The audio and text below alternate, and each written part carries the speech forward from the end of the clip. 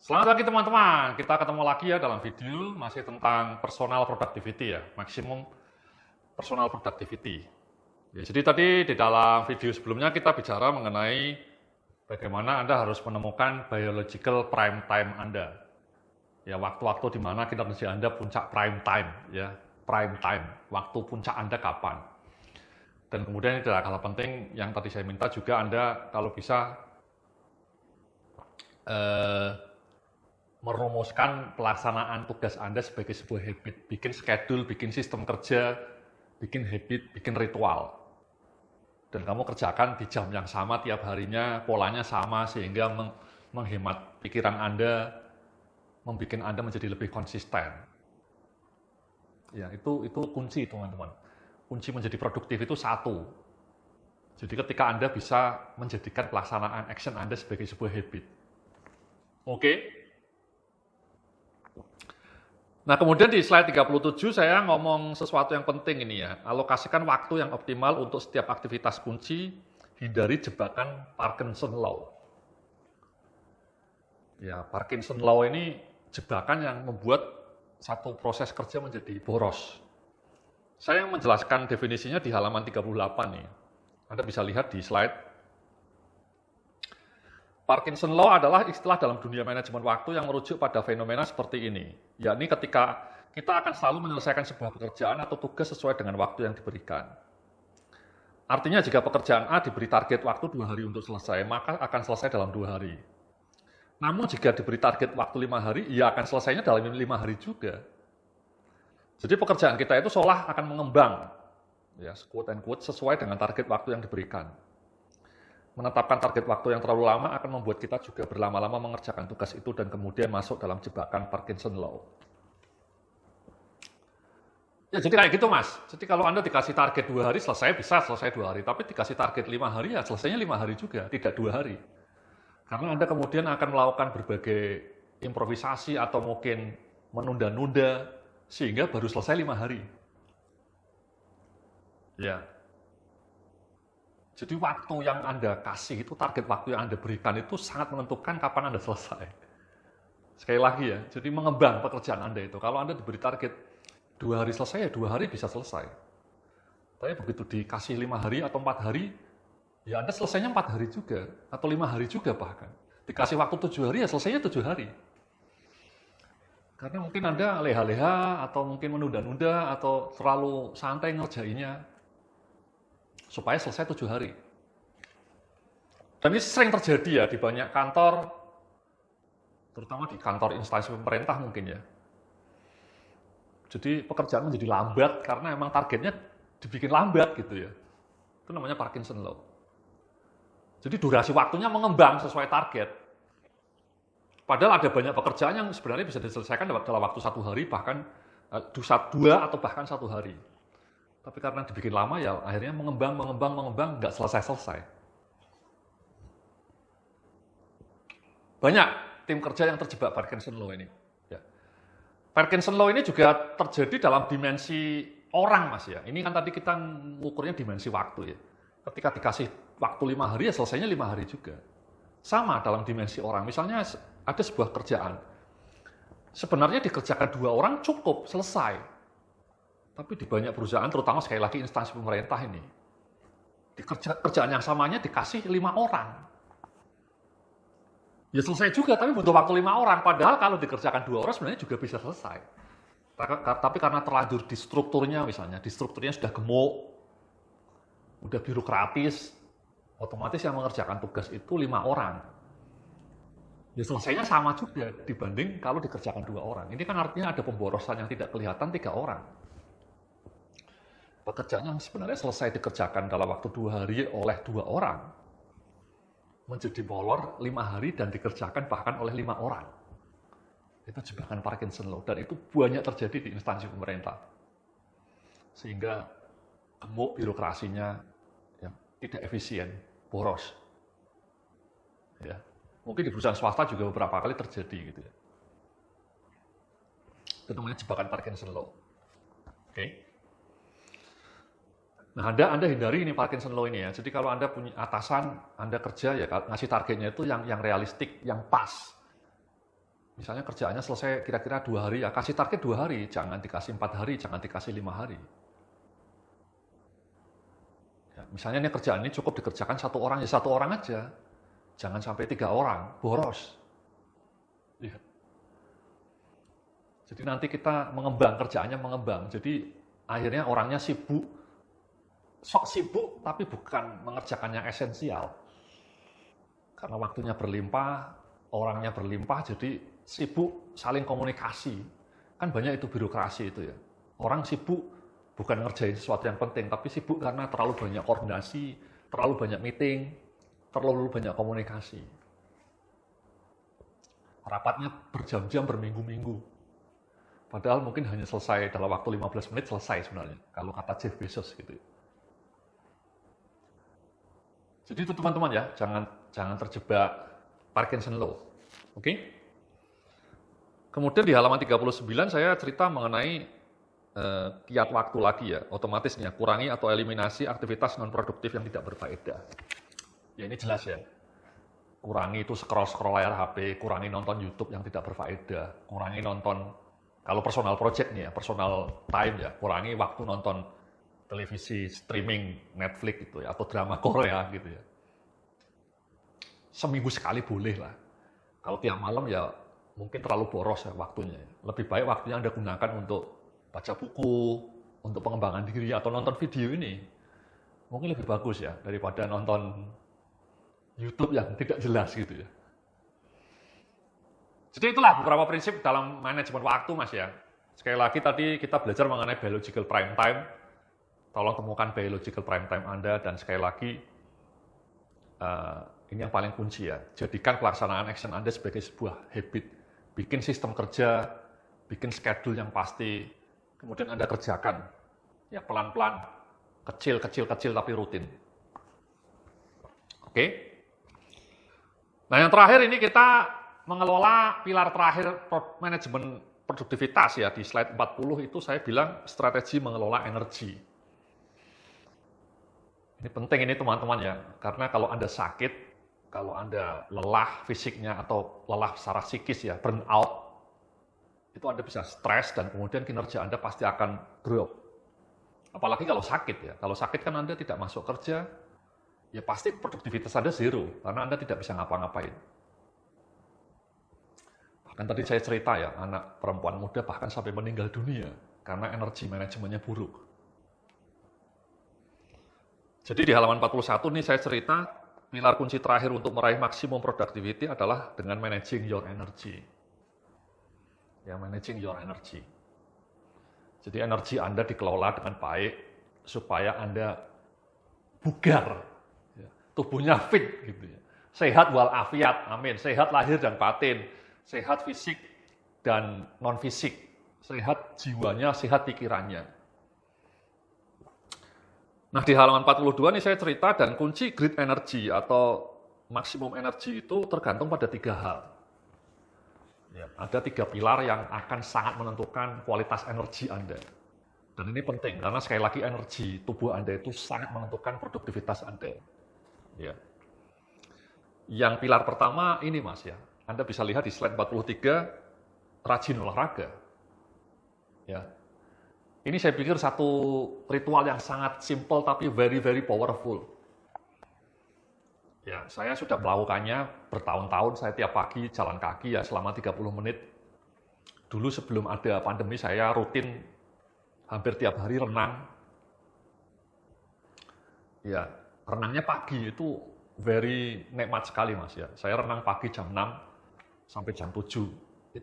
Itu luar biasa. Saya selalu menikmatinya dan fresh. Begitu habis renang, sarapan, kerja itu enjoy. Kinerjanya puncak. Di dekat rumah saya kebetulan ada kolam renang ya, ada sport agency ya. Tapi karena pandemi saya ganti olahraganya, saya agak takut dengan renang, saya ganti jalan kaki. Jalan kaki keliling taman, juga enjoy juga pagi-pagi udara segar. Karena penelitian menunjukkan teman-teman, olahraga itu ternyata tidak hanya bikin tubuh kita bugar, tapi juga bikin otak kita cetar membahana teman-teman. Ada sebuah studi, orang yang rajin olahraga itu di-scan otaknya Mas. Pakai MRI, CT scan gitu. Dan sebaliknya orang-orang yang mager itu juga di-scan otaknya. Itu ketika dilihat gambar otaknya beda, teman-teman. Orang-orang yang rajin olahraga, gambar sel-sel sarafnya itu mekar, merona seperti bunga, seperti buah yang matang, ranum, segar. Sebaliknya orang-orang yang jarang olahraga, yang mager itu gambar sel-sel sarafnya itu nyungsep, Mas, buram gitu. Seolah-olah seperti bunga yang layu. Jadi penelitian mengatakan bahwa sebenarnya dampak powerful dari rajin olahraga itu adalah otak Anda menjadi sangat fresh, menjadi sangat kuat. Dan itu menurut saya sangat penting ya. Kekuatan fokus Anda, kekuatan pikiran Anda itu kan penting banget bagi pekerjaan. Saya merasa kenapa saya bisa nulis buku banyak, saya bisa produktif, saya bisa bikin produk baru dengan baik. Itu saya yakin itu karena saya juga rajin olahraga. Dan para CEO ya, CEO di luar negeri itu sekarang pada rajin olahraga ya. Dan pelari maraton ya, kalau di dunia ini kan ada lomba maraton yang terkenal namanya London Marathon atau Boston Marathon. Itu mayoritas yang ikut itu hampir semuanya para eksekutif, teman-teman. CEO, para direktur, para manajer. Jadi makin banyak kesadaran para direktur-direktur kelas dunia itu, perusahaan kelas dunia itu rajin olahraga. Atau bahkan CEO Apple ya. CEO Apple itu Tim Cook itu tiap hari naik sepeda sekitar 40 sampai 50 km. Dia olahraganya sepeda, Mas. Dia bangun jam 4 pagi. Tim Cook itu, CEO Apple itu bangun tiap pagi jam 4, kemudian goes selama 40 kilo. Almost every single day. Jeff Bezos itu orang terkaya di dunia. Salah satu orang terkaya di dunia itu olahraganya gym. Dia punya gym lah, rumahnya mewah. Makanya dia perutnya six pack. Jadi sekarang mitos ya, kalau Anda seorang eksekutif atau seorang manajer tapi tidak pernah olahraga itu ketinggalan zaman. Jadi sekarang yang happening itu harus rajin olahraga. Ya, nah saya bilang nih di halaman 44 nih, rutin melakukan aktivitas olahraga akan membuat energi tubuh Anda akan selalu fit dan bugar. Itu pastilah ya. Pasti itu. Ya, fit dan bugar. Tapi juga tadi, kesehatan mental kita, kesehatan otak kita juga sumringah, teman-teman. Ya. Nah makanya caranya bagaimana? Saya malas Pak Yudhya, saya nggak punya waktu untuk olahraga Pak Yudhya, saya malas. Caranya simpel Mas, ya Mbak ya. Anda kalau belum rajin olahraga, Anda desain kapan Anda akan rutin melakukan olahraga. Tentukan jamnya. Saya misalnya tiap jam 6 pagi. Anda bisa melakukan hal yang sama ya, mungkin Anda setengah 6. Dan mulailah di durasi yang pendek. Saya kan tadi 30 menit, Anda mungkin karena pertama kali mulai mungkin cukup 5 menit. Start small, kata para pakar habit. Kalau Anda mau bikin habit baru, lebih baik start small. Tapi lakukan di jam yang sama. Anda mungkin desain lah, saya akan selalu jalan kaki jam setengah 6 pagi. Sebelum mandi ya, sebelum berangkat ke kantor. Cukup 5 menit keliling kantor gitu ya. Atau kalau Anda pagi hari terburu-buru, Anda bisa lakukan siasat. Olahraga tidak perlu harus di lapangan, Anda bisa jalan kaki. Ya. Jadi Anda mungkin punya tekad mulai besok dari stasiun kereta api, Anda akan ke kantor Anda tidak lagi naik Gojek misalnya, jalan kaki sepanjang 2 kilo. Jadi Anda punya prinsip, pokoknya kalau jaraknya di bawah 3 kilo, saya akan jalan kaki. Tidak pernah lagi naik Gojek. Atau kalau kantor Anda pakai lift, ya Anda kantornya di lantai 4 misalnya. Anda punya tekad, mulai minggu depan atau mulai besok, saya kalau naik tangga 3 lantai tidak akan pakai lift. Ya, saya punya teman yang punya filosofi seperti itu. Jadi dia nggak punya waktu olahraga. Tapi dia cerdik. Di kantor saya itu kan ada kantornya sampai bertingkat-tingkat. Nah, dia menerapkan prinsip kalau ke ruangan lain yang jaraknya cuma 3 lantai, dia pantang pakai lift. Jadi selalu dia naik turun itu pakai tangga. Dan itu sangat bagus. Kata penelitinya olahraga itu yang penting bergerak.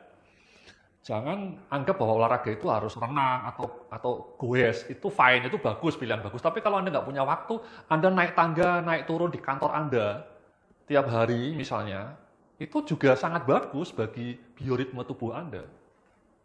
Bagi biologi tubuh Anda. Jadi teman saya itu di lantai 1, tapi dia sering meeting di lantai 3 gitu. Nah dia naik turunnya pakai tangga. Nah, itu fine. Syukur-syukur kantornya punya gym ya. Ada sekarang di Jakarta banyak kantor yang menyediakan fasilitas gym. Ada teman saya lagi kalau berangkat pagi-pagi, belum mandi di kantor, olahraga gym, habis itu langsung mandi di kantor, itu sangat bagus. Atau ada teman satu lagi, kalau ke kantor naik sepeda, ibaratnya dia bilang sekalian olahraga goes. Jadi seminggu 3 kali dia naik sepeda. Minimal 3 kali mas olahraga itu, jangan seminggu itu cuma 2 kali, akhir pekan Sabtu Minggu itu kurang. Lebih baik durasinya pendek, cukup 5 menit atau 10 menit, tapi setiap hari, syukur-syukur ya. Kalaupun tidak bisa ya seminggu 3 kali lah. Itu jauh lebih baik daripada olahraganya cuma 2 kali, meskipun 1 jam, tapi cuma 2 kali, itu kurang afdol. Kalau kata pakar olahraga. Lebih baik olahraga itu durasinya pendek tapi sama, tapi tiap hari, paling tidak 5 kali seminggu. Ya, ini jadikan tekad nih mas, jadikan habit. Ya, bikin habit implementation plan. Saya punya video yang lain yang judulnya The Power of Habit. Anda baca, Anda simak itu video saya yang topiknya The Power of Habit. Karena di situ saya bicara detail bagaimana membangun habit yang baik. Good habit termasuk habit baca buku, habit olahraga, habit sholat tahajud gitu ya. Atau habit melakukan action gitu. Itu ada di video saya yang judulnya The Power of Habit. Saran saya, habit yang harus Anda bangun itu habit olahraga. Ya. Kenapa? Karena banyak pakar mengatakan habit olahraga itu jenis spillover habit. Maksudnya apa? Kalau Anda sudah rajin olahraga, Anda akan lebih mudah melakukan habit-habit bagus lainnya. Jadi menular. Jadi ketika Anda rajin olahraga, Anda nanti menjadi lebih rajin menabung, Anda lebih rajin membaca buku, Anda lebih rajin makan sehat, Anda lebih rajin action.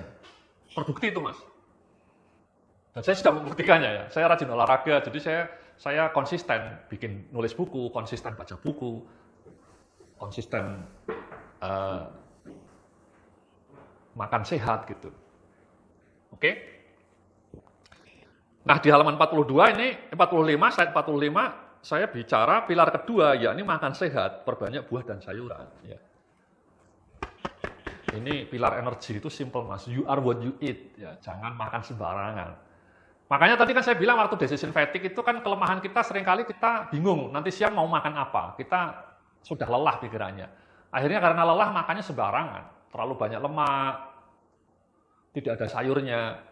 Itulah kenapa pakar habit atau pakar produktivitas mengatakan sangat direkomendasikan Anda itu bikin catering plan seminggu sekali. Kalau bisa pesennya catering yang sehat, murah meriah. Syukur-syukur Anda bisa bawa bekal dari rumah. Orang di rumah suruh bikin yang menunya sehat. Seminggu langsung dibikin menunya. Disiapkan di kulkas misalnya bahan bakunya. Jadi Anda tiap pagi itu bawa bekal dari rumah dan otomatis makanannya sehat karena sayurnya banyak, tahu tempe, dan buahnya selalu ada. Jadi disiapkan dari rumah. Itu bagus mas. Hemat uang, bahkan bikin Anda lebih sehat dan hemat pikiran.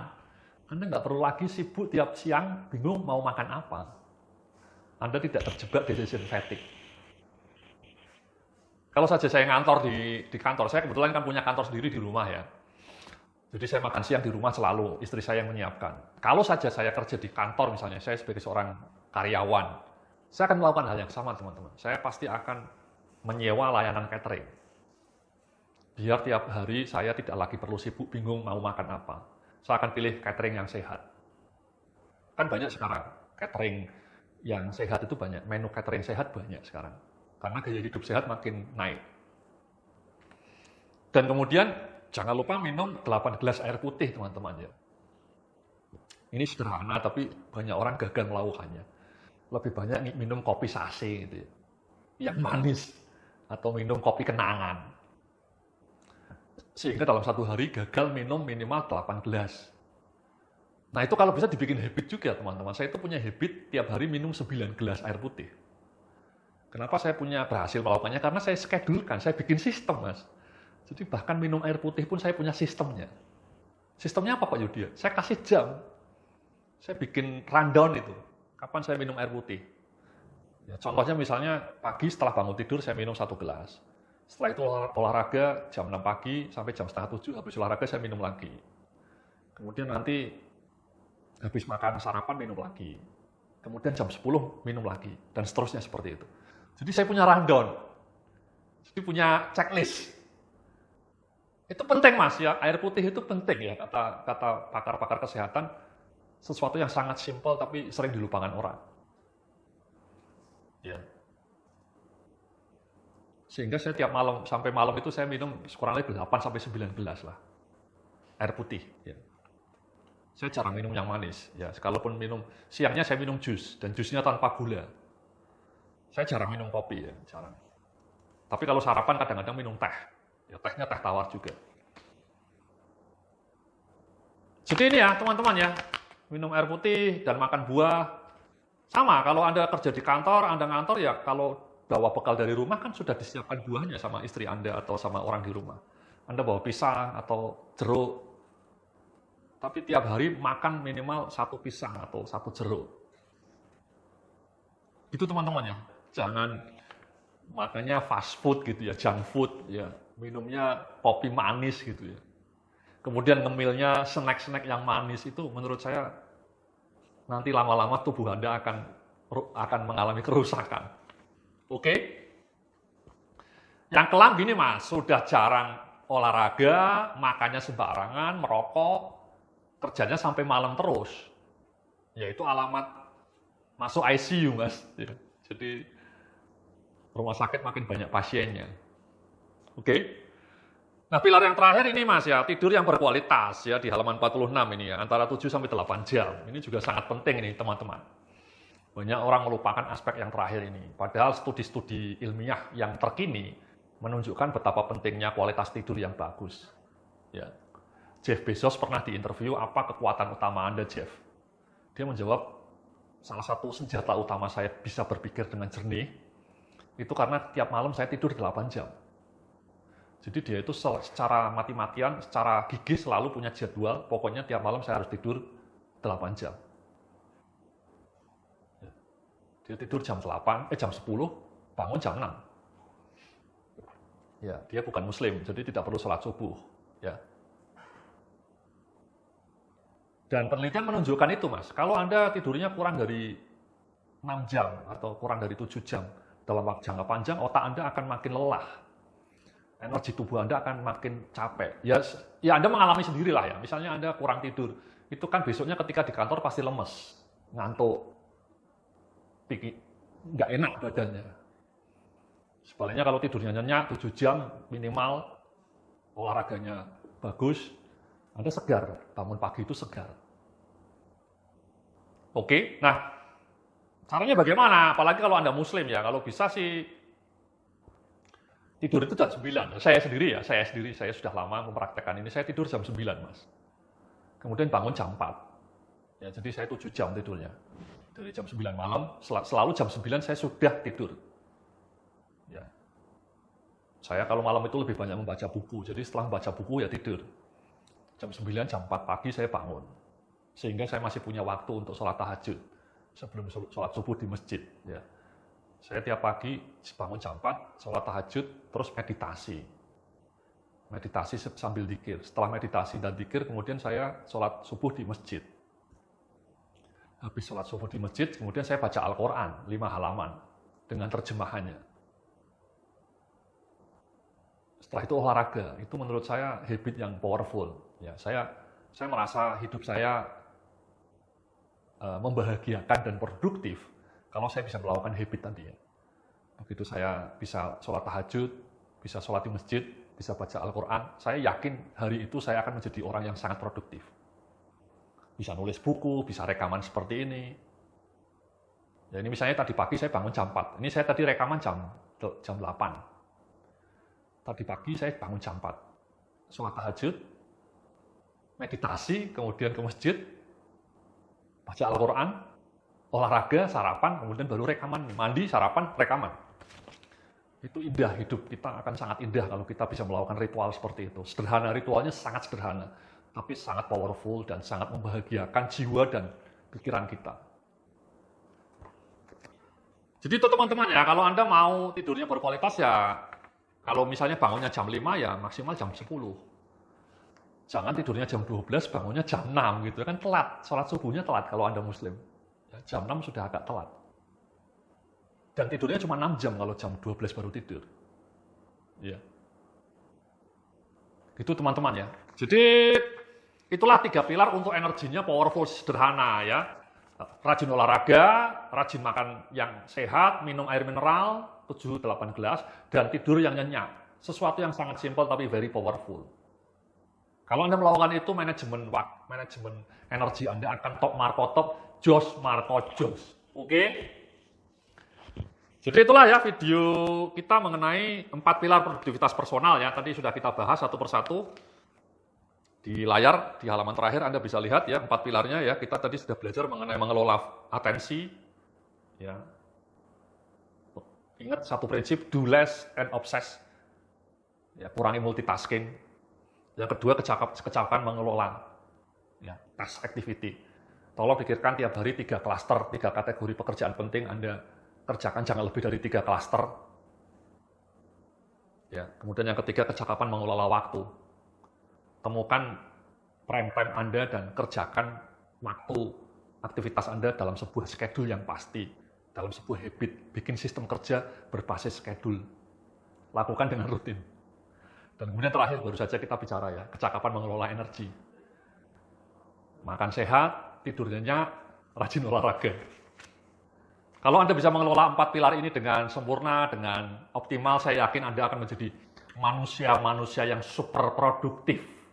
Oke, terima kasih, salam sukses, penuh kemuliaan.